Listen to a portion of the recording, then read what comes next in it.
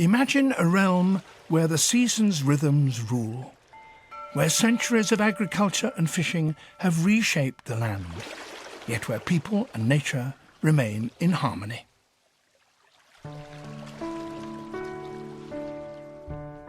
Sangoro Tanaka lives in just such a paradise.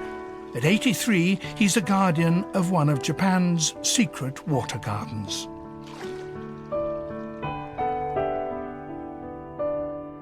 Over 1,000 years, towns and villages have developed a unique system to make springs and water part of their homes.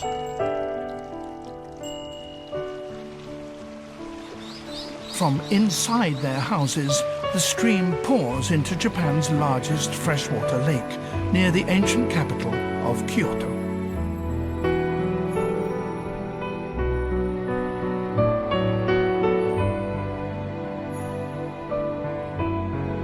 This is a habitat so precious, the Japanese have a special word for it: Satoyama, villages where mountains give way to plains.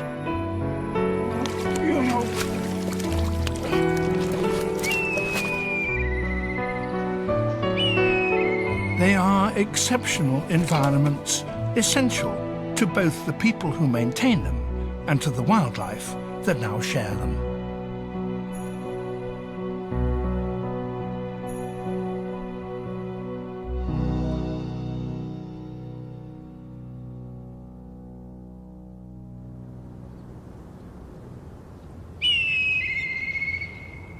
Late February at Lake Biwa, an area 5 times the size of Paris.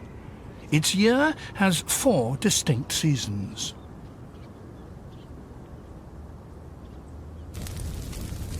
Reeds, desiccated by winter winds, feel the heat of spring.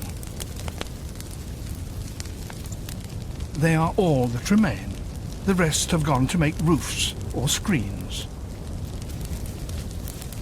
Flames consume both pest and weed. The ash will prove a powerful fertilizer.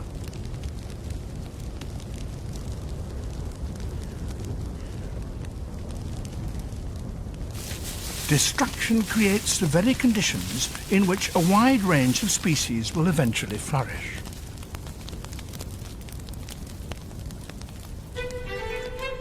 By April, new shoots sprout. The fire and smoke have provoked new growth.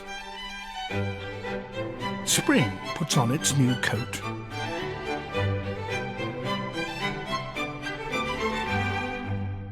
Meltwater cascades from the mountains, swelling the lake till it brims over. Parched earth soaks into wetland.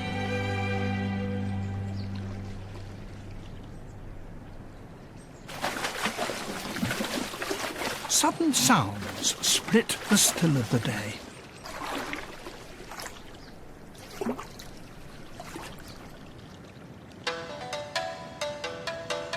A chain of male carp dance after a female.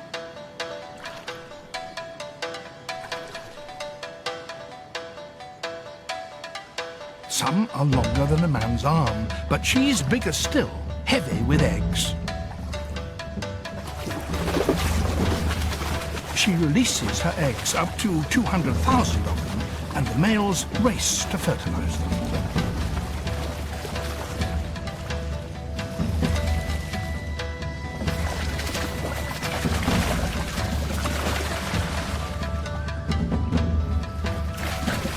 For the rest of the year, these carp inhabit the chill depths of the lake. But to spawn, they must seek warm shallows. Spring's rising energy is released.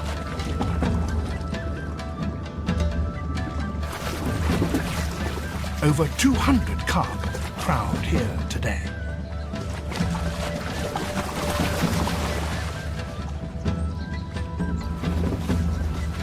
The conditions created by the firing of the marsh offer an ideal site for breeding.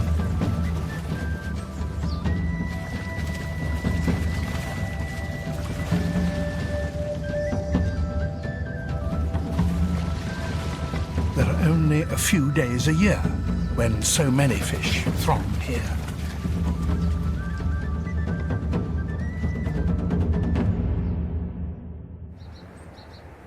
Sangoro the fisherman won't miss his chance. His methods, his 20-year-old boat, his bamboo pole, all are tried and tested.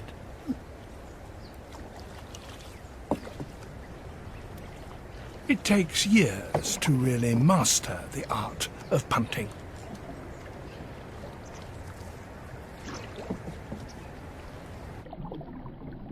The river courses with fresh mountain torrents, but here and there natural springs well up from the bottom.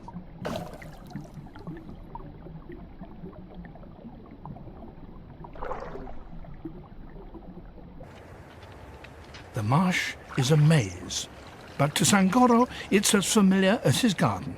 He has some 50 traps set in various corners.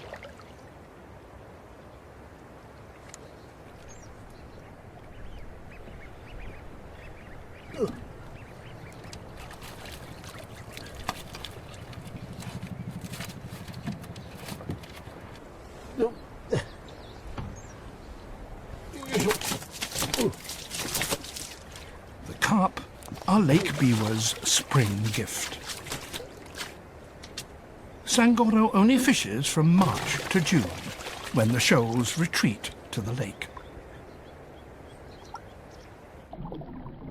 He uses a simple snare of traditional materials. There's not even any bait. He just sinks a trap for the fish to swim into.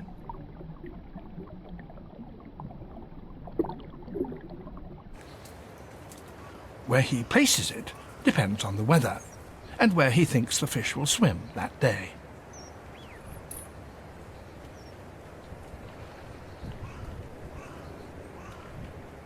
Intuition springs from long experience. His haul includes other fish as well as carp, as they all flock to spawn in the shallows.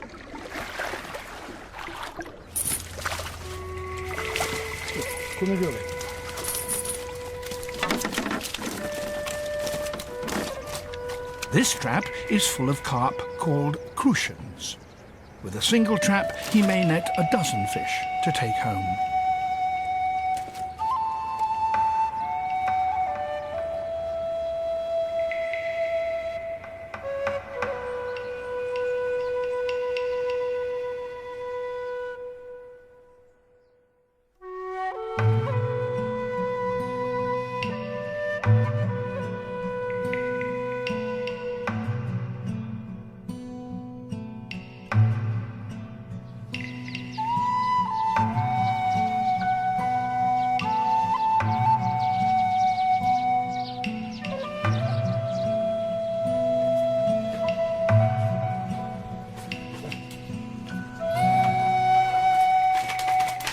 As soon as Sangoro returns, he prepares the fish for the table. The catch is usually sold or cooked for supper that evening. But today he's preparing funazushi. Funazushi is believed to be how sushi first started, perhaps 1,000 years ago.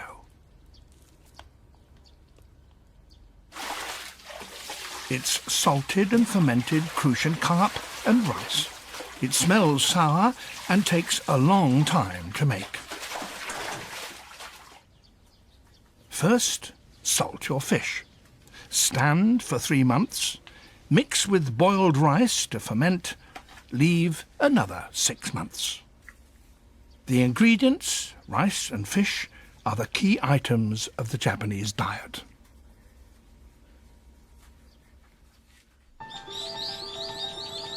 Sangoro's home lies about 2 kilometers inland from the lake shore. Water from boreholes under the village is piped into the houses.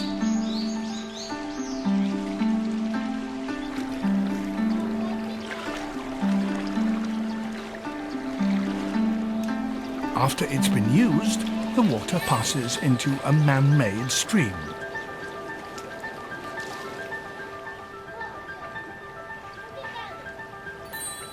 what could be a barren canal teems with hidden life.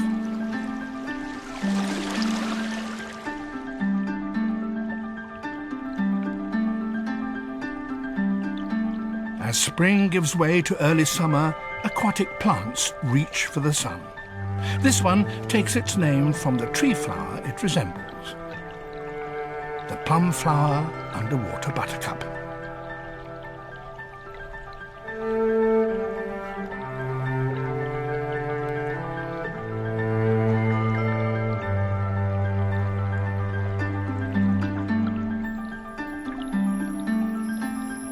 This little stickleback has no scales and can only live in the clearest of fresh water. It normally prefers cold northern currents. This is the furthest south it's found.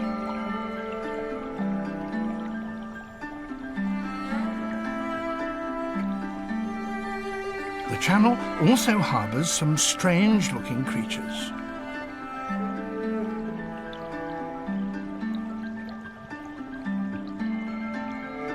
Brook lampreys, primitive jawless fish that resemble eels. A river crab discovers just how slippery lampreys are. The channel through the village is home to creatures large and small.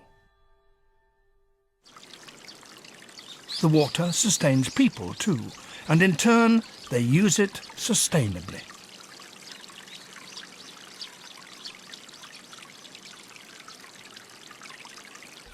Each home has a built-in pool or water tank that lies partly inside, partly outside its walls. In the pool lounge friendly, ornamental carp. A continuous stream of spring water is piped right into a basin, so fresh water is always available.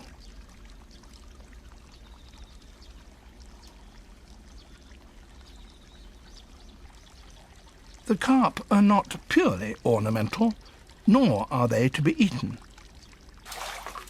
People rinse out pots in the tanks and clean their freshly picked vegetables. If they simply pour the food scraps back in the water, they risk polluting the whole village supply. However, carp can scour out even the greasy or burnt pans.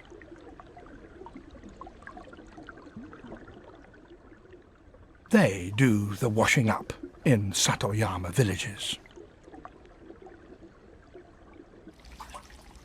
This traditional arrangement is called the riverside method. It's used all over Japan. Cleaned up by the carp, the tank water eventually rejoins the channel.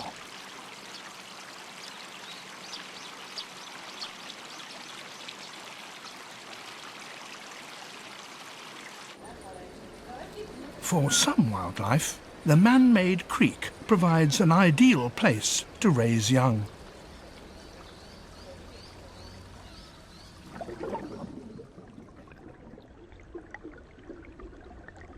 Like this variety of freshwater goby, a small fish about as long as a little finger. The villagers call it the tiny mud crawler. A male is busy excavating a breeding site. The even bottom supplies a perfect hidey hole.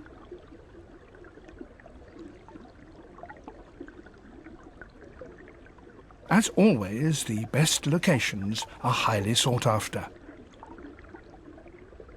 Here comes another male. He'd like to move in. And he's prepared to fight for it.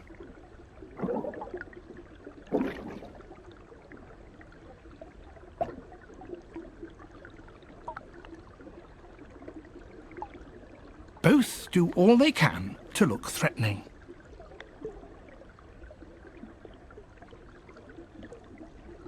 Opening their mouths and erecting their dorsal fins to look bigger.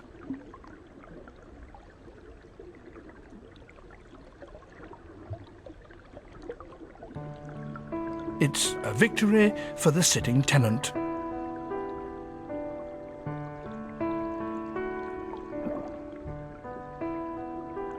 There's another goby behind him.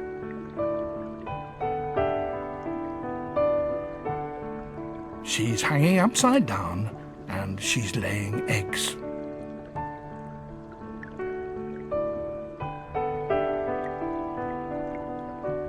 The victory over the den gave her a place to spawn in safety.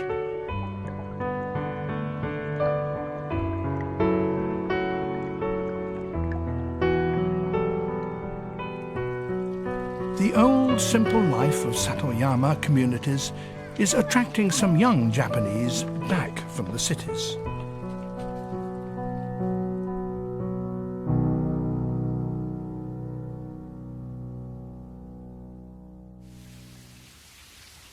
It's June, 4 months after the hungry flames licked the air.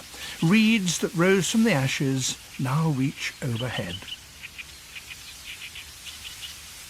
The marshy landscape takes on its summer look.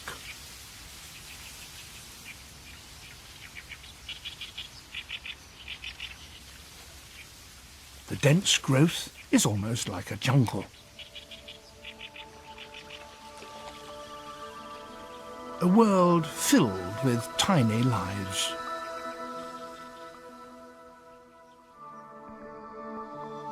Each single reed stem is a microcosm. Tiny organisms called pseudoplankton live on their surface. Forests of tentacles reach out to seize organic material.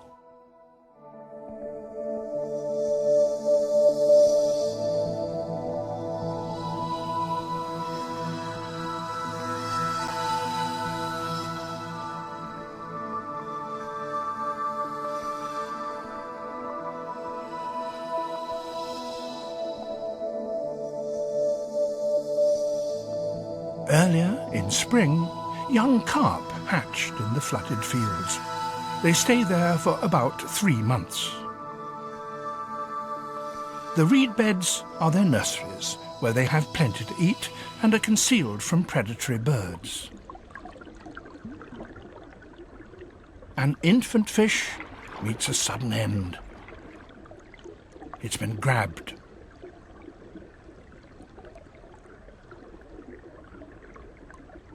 The attacker is the larva of Japan's largest dragonfly.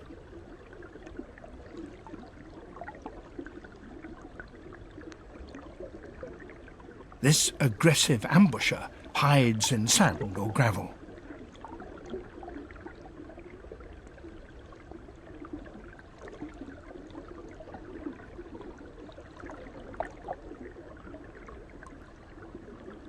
Only its head protrudes as it lies in wait for its prey.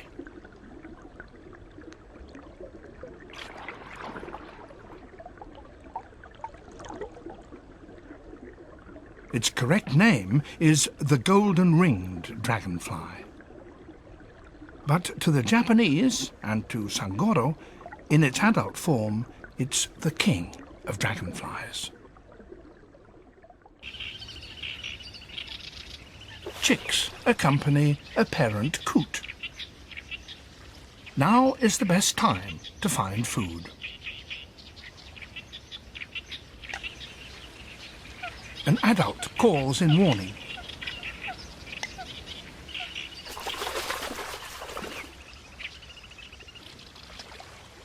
The cause?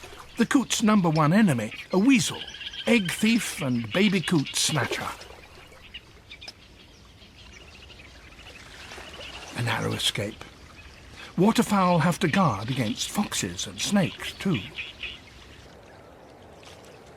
For safety, grebes make floating fortresses anchored to firmly rooted plants.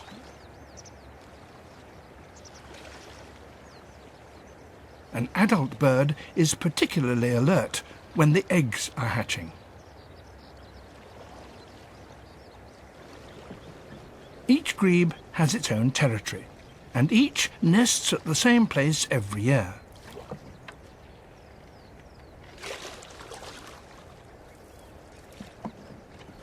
Here comes Sangoro.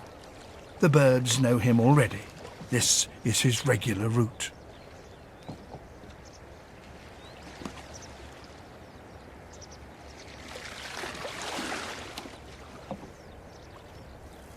He spends 2 hours checking all the traps he set yesterday.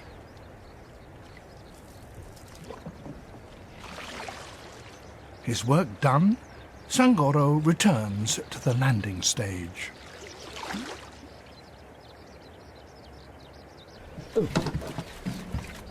You should see the ones that got away.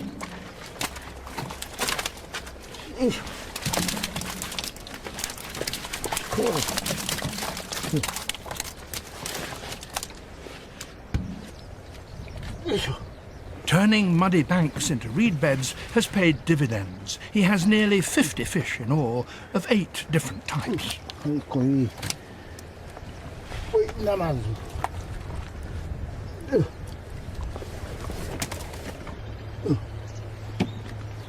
Sangoro won't eat the smallest fish.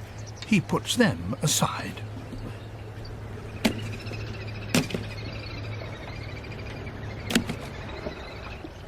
He will share his good fortune. This grey heron knows what will happen next. Sangoro finishes cleaning out his boat, and another pair of eyes watches his every move. Each fishing season, this kite pays Sangoro a visit. When Sangoro leaves, the grey heron doesn't wait any longer. It's happy to clear up.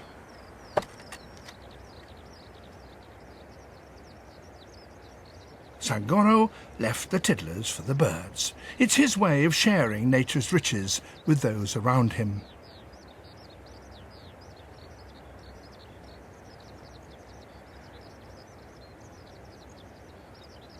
And they are only too pleased to take part.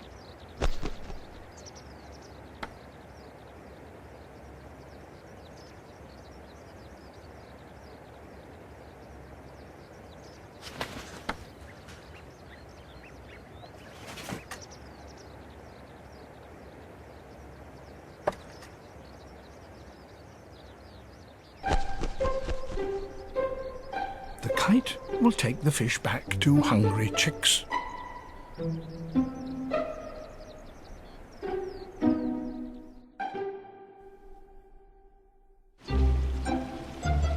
Where the village houses crowd most closely together, above a garden, a lone pine towers. On a branch is a large nest.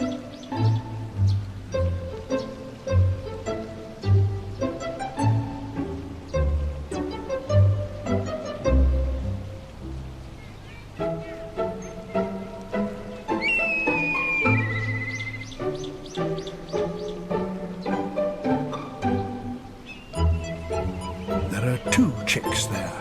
They're developing steadily under the watchful eyes of the villagers.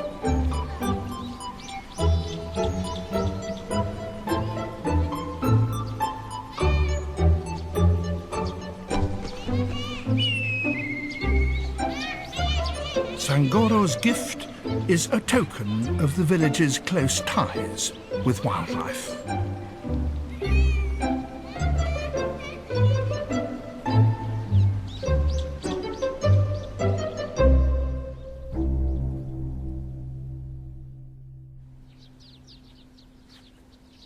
For Sangoro, fishing is not just a job. 漁してこれはもう趣味やな。魚の取れるのが面白いんやな。入っとるのが。The traps capture relatively small numbers of fish, but this means stocks aren't depleted.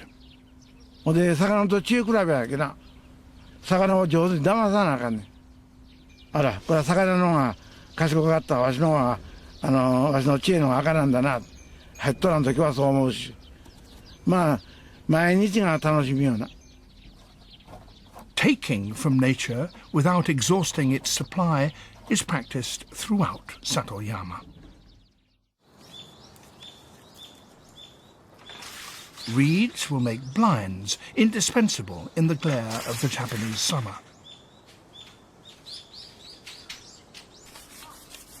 The stems are left for a year to season, then each is straightened.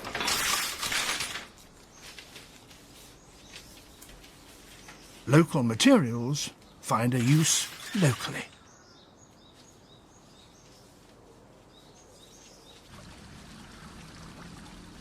It's 5 days since the gobies first laid eggs in the village channel.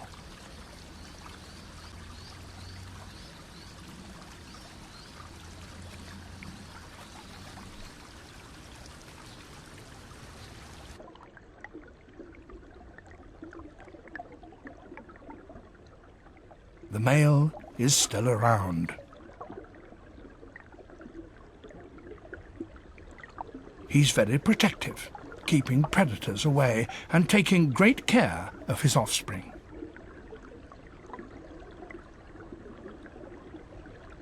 Golden eyes peer out of the egg capsules. They're ready to break out.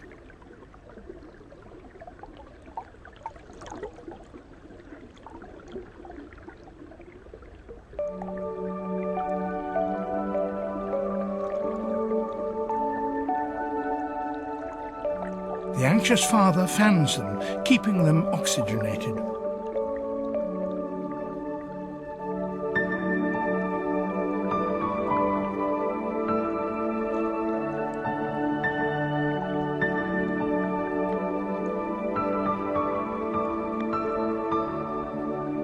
The newly hatched young are barely the size of a match head. Tiny as they are, they're about to embark on a journey.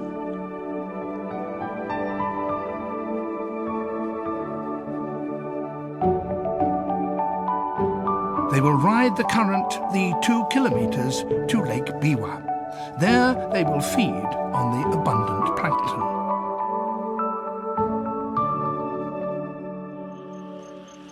At the same time, another new life is about to undergo a striking change.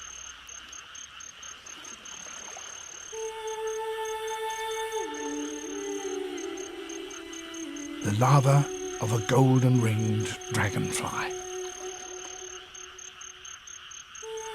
In the dark, hidden from predators, it quietly begins its metamorphosis.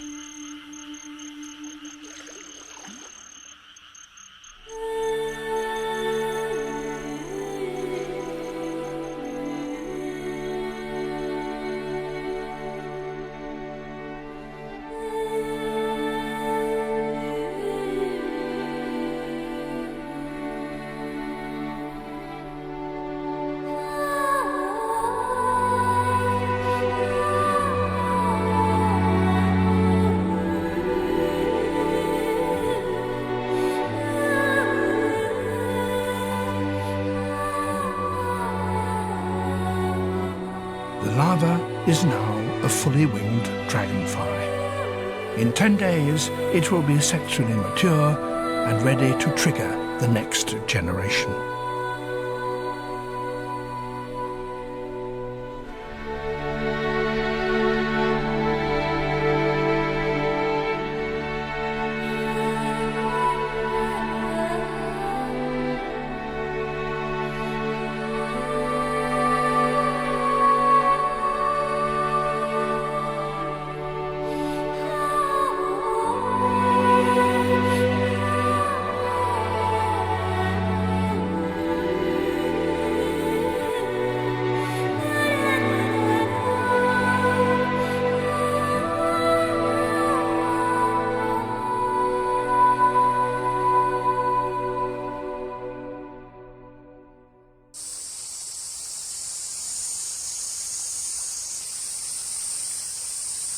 In the sticky heat of mid-July, villagers gather.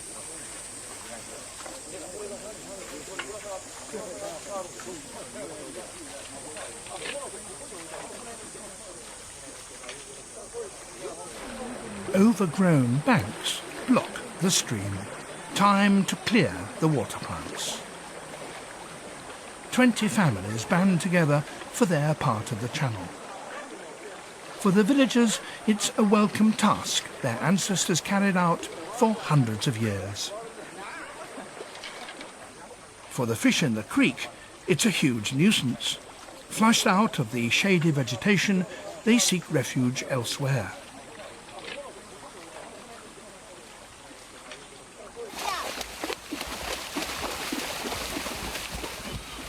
It's the children's big moment.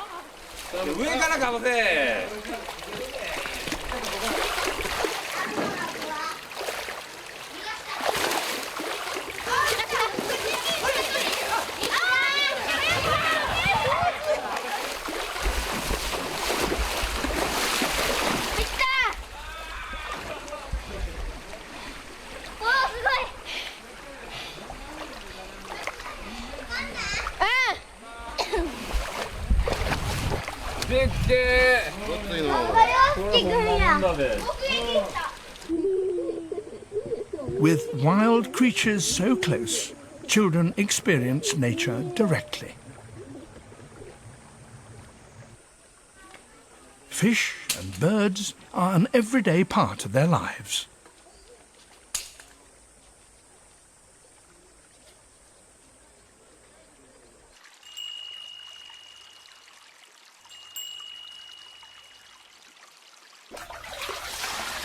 Three months have elapsed at Sangoro's house. Sangoro's wife, Chikano, washes the fish salted in spring.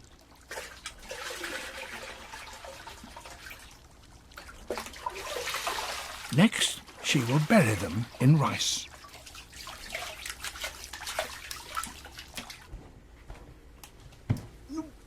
Sangoro's job is the back-breaking bit.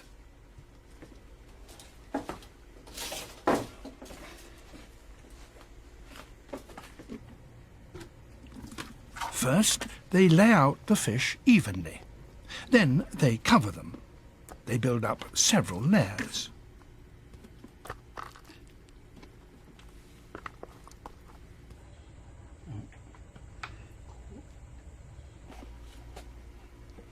The rice starch feeds microorganisms that cause fermentation.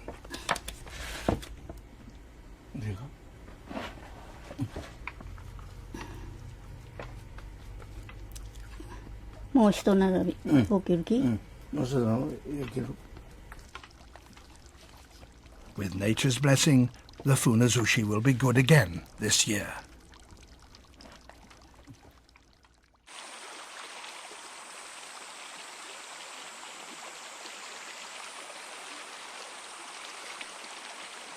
After the clean-up, the channel runs smooth and clear.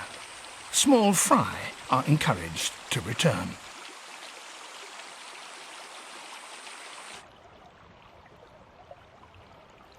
The young gobies are now the size of a fingernail, 10 times as big as they were.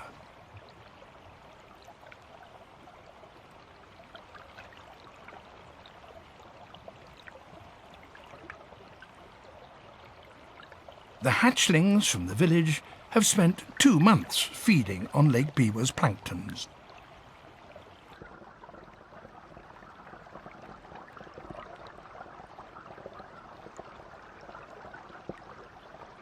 They press on upstream. No obstacle deters them, not even vertical walls.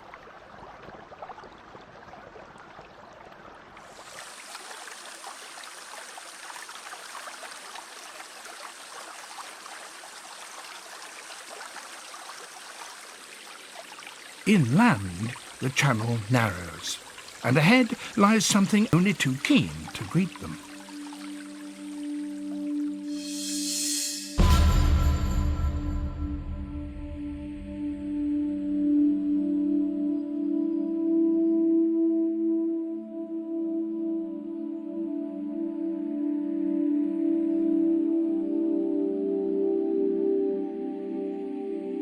It's a Japanese keelback. It feeds on fish, which is unusual for terrestrial snakes.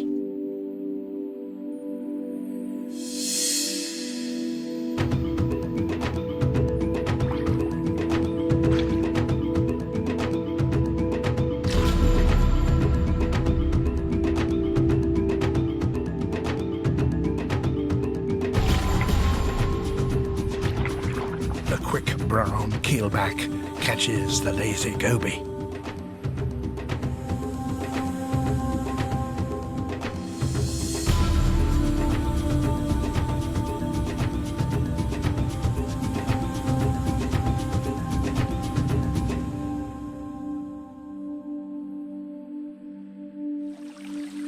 Those who escape continue their travels upstream. They must avoid herons and carnivorous fish too. The little gobies must find somewhere safe from ambushes.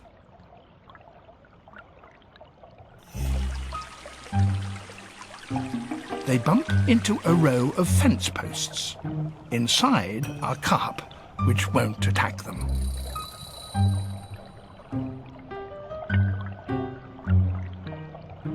It's the channel that carries away the household's used water.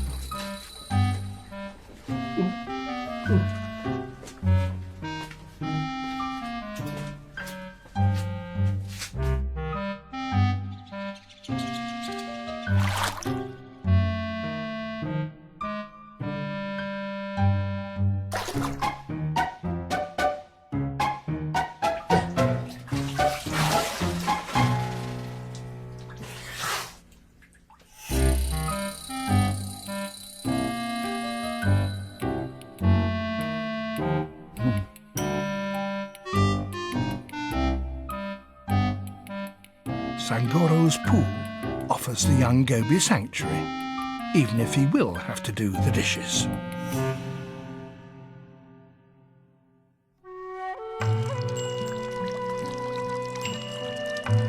The villagers endure the humid days of late summer with their natural neighbours.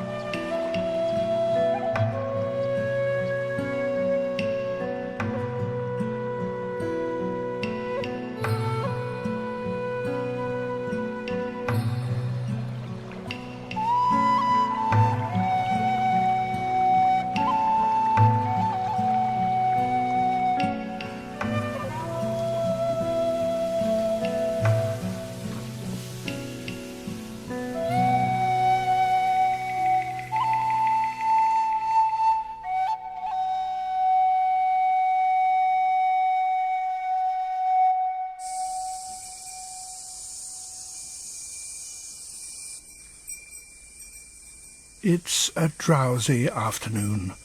The moist air drains everyone's energy.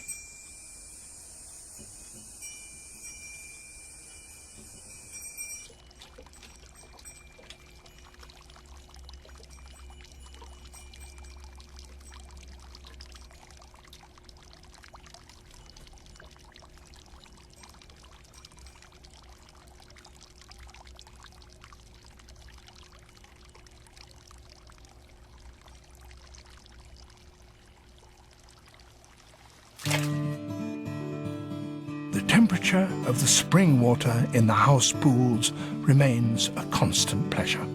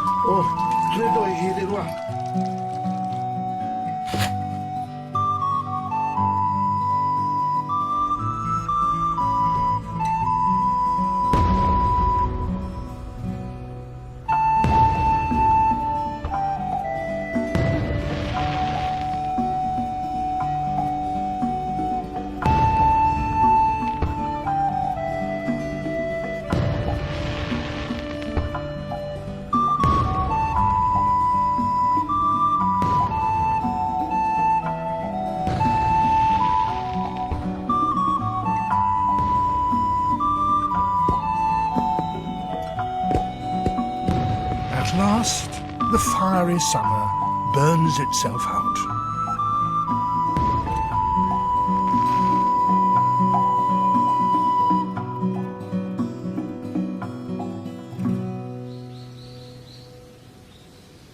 Autumn brings welcome fresh breezes. It's time to gather rice, the staple food of the Japanese. As the rice dries in the autumn sun, the smell of hay spreads across the fields.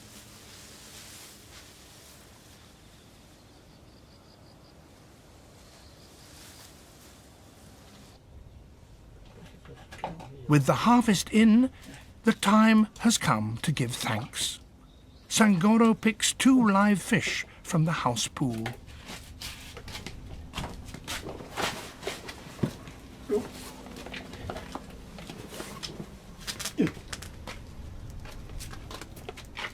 They will survive. But tomorrow is the day the god of the rice paddy goes back to the mountains. He won't depart without being given offerings: rice cakes, sake, white radishes, and the fresh fish.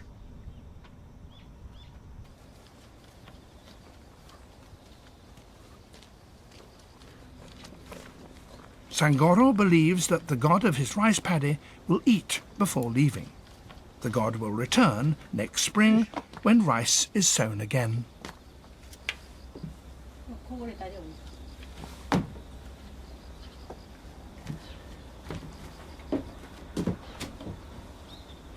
Each element in nature has its own god.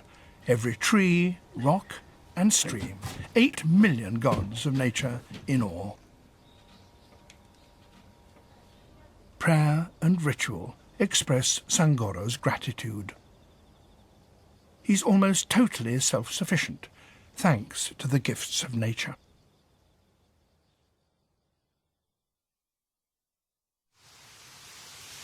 It's December. Winter's harshness looms.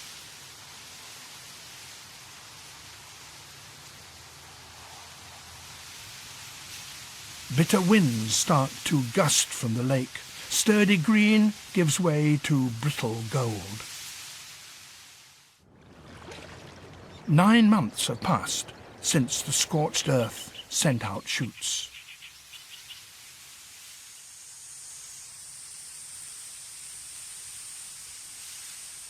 Now the reeds soar above. The slender stems will make screens and thatch.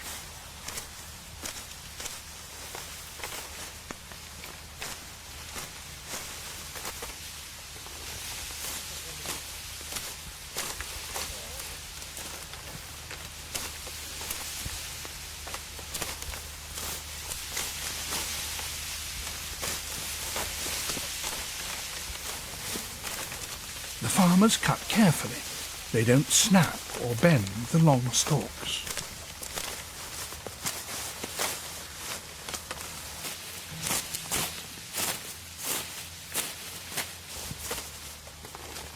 Practice has made them perfect.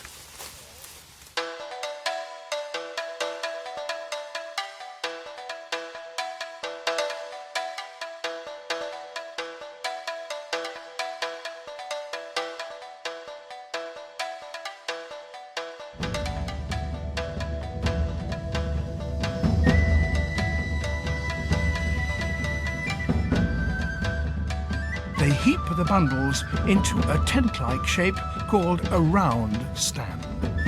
The stands will be left to dry all through the winter.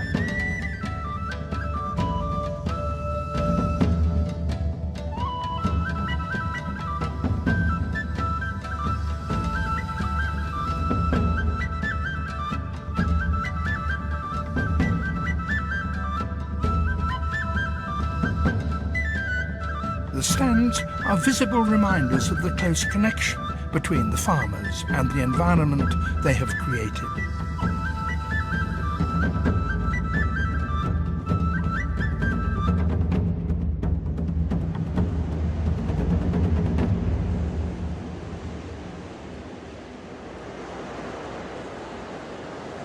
Winter grips the north. of Lake Biwa.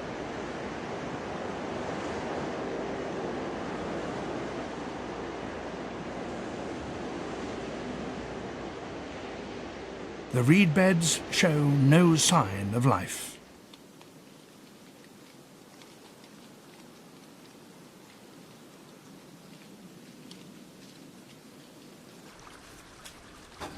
But even snow can't totally erase the traces of spring. In Sangoro's house, the local delicacy is finally ready.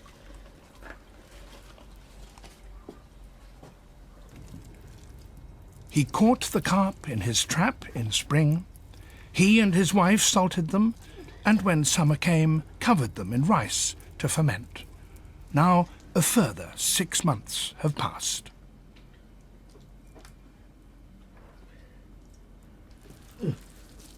They will eat both fish and rice. Inside is more evidence of nature's bounty. The orange eggs.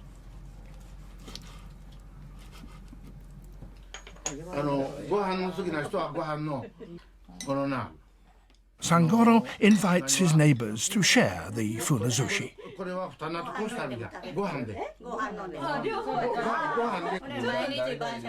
After half a year of maturing, the fish has the sour taste of cheese. Slow food that is endlessly satisfying. Preparation, preservation, and finally, appreciation. The precious pleasures of people living close to nature.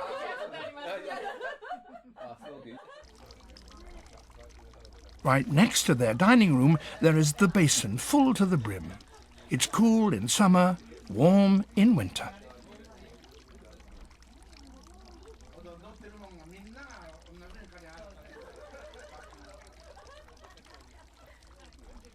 The Japanese describe tight-knit relationships as being as close as water and fish, intimate and inseparable. Like the pool and its little refugee.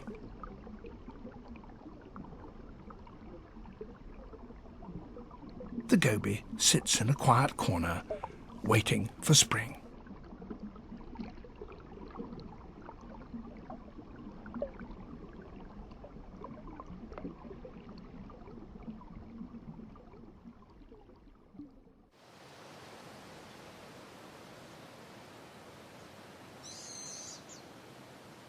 March finally comes round again. The reed beds have slept throughout the winter. Now the first rays of sun coax warmth into them.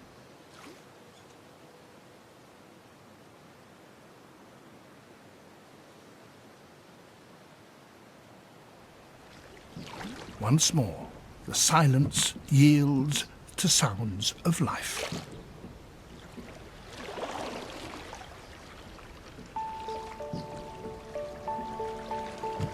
As the rhythm of the year picks up, so do lives, human and animal.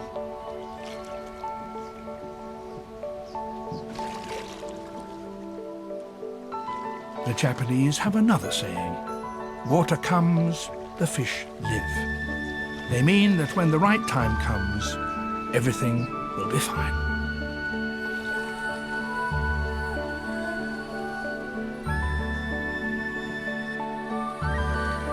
Sangoro knows that in the way of Satoyama, everything has its season.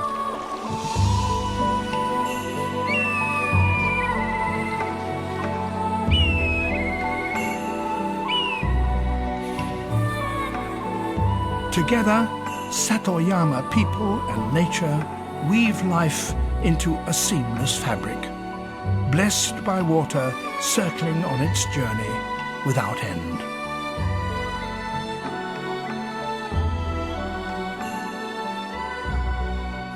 A new season, a new year, a new cycle, all begin in Japan's secret water garden.